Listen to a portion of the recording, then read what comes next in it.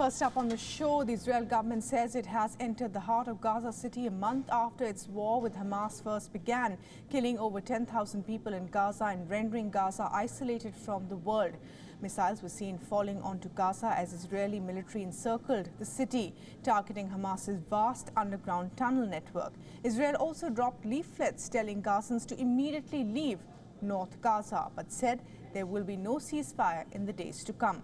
Amid mounting civilian casualties, however, Israel's ground forces aim to locate and disable Hamas militants' vast tunnel network beneath the enclave. Israel says its troops have advanced to the heart of the densely populated city, while Hamas says its fighters have inflicted heavy losses on the invading forces. Putting up a fight, images shot overnight and early morning from Rafah in the southern Gaza Strip showed rockets launched by Palestinian militants towards Israel. Israeli airstrikes and flares also lit up the sky. And numerous bodies were brought out of the Al-Shifa hospital in Gaza City to be transported away on horse-pulled carts as ambulances and other medical supplies run short. Al-Shifa is the main hospital in Gaza City and has turned into a giant refugee camp for people whose homes have been bombarded or who fear that they will be bombed in Israel's military assault on the Gaza Strip. According to the World Health Organization, on an average, about 160 children are being killed every day in Gaza following Israel's continued attacks.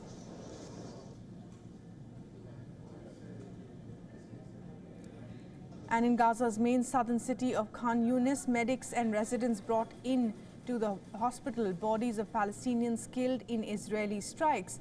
A man carrying a covered body of a young child said it belonged to a 12-year-old girl.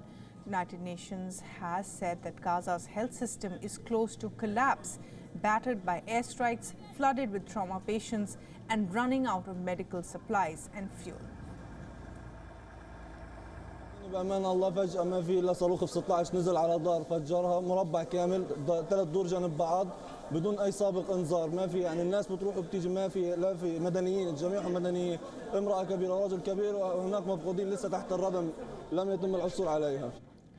And the head of the Palestinian Red Crescent said no humanitarian aid allowed into the Gaza Strip had reached the territory's crippled north since the start of the Israel-Hamas war. He said there is desperate situation at the Al-Quds hospital in Tel Avaha, where there are patients requiring life-saving care and some 14,000 people seeking shelter.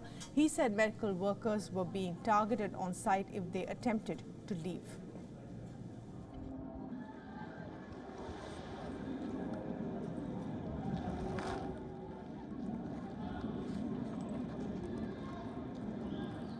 Israel's defense forces have said that they have killed one of the top leaders of Hamas's weapons production apparatus in an overnight airstrike. Munsin Abu Zina, who specialized in manufacturing strategic weapons and rockets, was killed.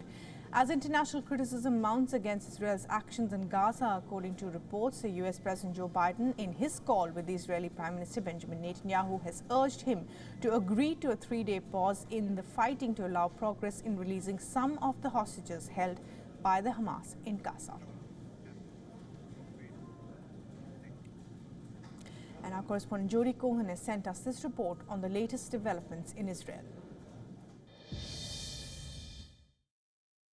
Further rockets have been fired into Israel on Wednesday. Hezbollah, Hamas and Islamic Jihad have all claimed attacks and infiltration attempts from Lebanon into Israel. And Israel says it has been striking terror targets in response.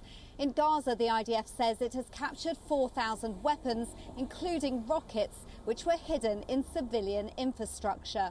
President Biden has asked Prime Minister Netanyahu for humanitarian pauses, and the two leaders are reportedly holding continued discussions on that subject. Netanyahu has indicated that there have been and could be further hour-long pauses to enable aid to enter Gaza or hostages to leave who are being held in Gaza. Now, Hamas's 7th of October attack against Israel has also brought huge suffering to the Gazan people. Israel says it can't allow fuel to enter as it would be taken by Hamas. And Hamas, it says, has stockpiled 500,000 litres of fuel under the Al-Shifa hospital, which Israel says is Hamas's central base.